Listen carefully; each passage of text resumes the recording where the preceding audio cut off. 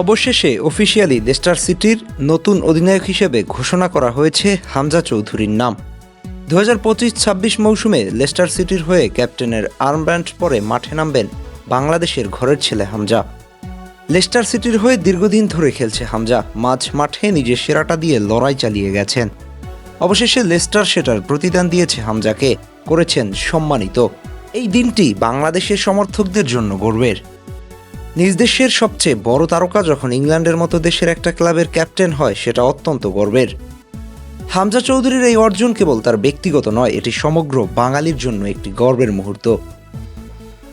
Leicester সিটির মতো ঐতিহ্যবাহী ক্লাব, যার ঝুড়িতে রয়েছে প্রিমিয়ার লিগ জেতার রেকর্ড, এমন একটা ক্লাবের দায়িত্ব পাওয়া চারটিখানি কথা নয়, কিন্তু হামজার প্রতিভা, পরিশ্রম আর অধ্যবসায় তাকে এই পর্যন্ত নিয়ে এসেছে।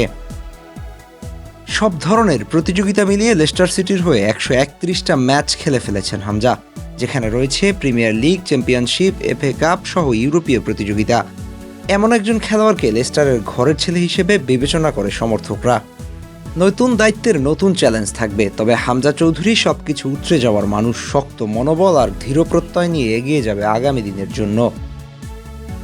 হয়তো আগে শুধু নিজের পারফরম্যান্সে মনোযোগী ছিল, এখন দলীয় পারফরম্যান্সে মনোযোগী হওয়ার সময় এসেছে।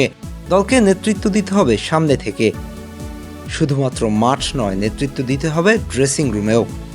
দেখা যাক এই চাপ কিভাবে সামলে ওঠেন বাংলার ছেলে হামজা। তবে তার সবথেকে ভালো গুণ হলো লড়াকু মানসিকতা, হারার আগে হার না মানার অদম্য ইচ্ছা। বাংলাদেশের ঘরের মাটিতে সেই চিত্র ফুটে উঠেছিল হামজার খেলায়।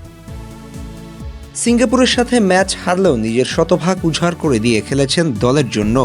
একেবারে শেষ বাঁশি বাজার আগ মুহূর্ত পর্যন্ত চেষ্টা করে গেছেন, এমনকি রেফারিকে এক বিন্দু ছাড় দিতে নারাজ ছিলেন। এমন একজনকে ক্যাপ্টেন ম্যাটেরিয়ালস না বলে কোনো উপায় আছে? হয়তো বাংলাদেশের প্রেক্ষাপট বিবেচনা এখনও ক্যাপ্টেনের আর্মব্যান্ড হাতে ওঠেনি হামজার, তবে মাঠের খেলায় তিনি অঘোষিত বাংলার ক্যাপ্টেন ছিলেন। শেষ পর্যন্ত বাংলাদেশের আগেই ক্যাপ্টেনের আর্মব্যান্ড হাতে তুলে দিয়েছে লেস্টার সিটি। লেস্টারের জার্সিতে এবার নতুন ভূমিকায় দেখা যাবে ঝাঁকড়া চুলাল্লা অদম্য এই তরুণকে। এবার দেখার পালা নিজের এই নতুন দায়িত্ব কিভাবে সামাল দেন চৌধুরী সাহেব। লেস্টারের হয়ে যেহেতু ক্যাপ্টেনের দায়িত্ব পেয়েছে, বাংলাদেশের হয়েও সেই দায়িত্বটা পেতে খুব বেশি সময় নেবে না বোধহয়। দেখা যাক শেষ পর্যন্ত নতুন দায়িত্বে কেমন করে হামজা। আহমেদ হাসনাইন খান, টিম স্পোর্টস।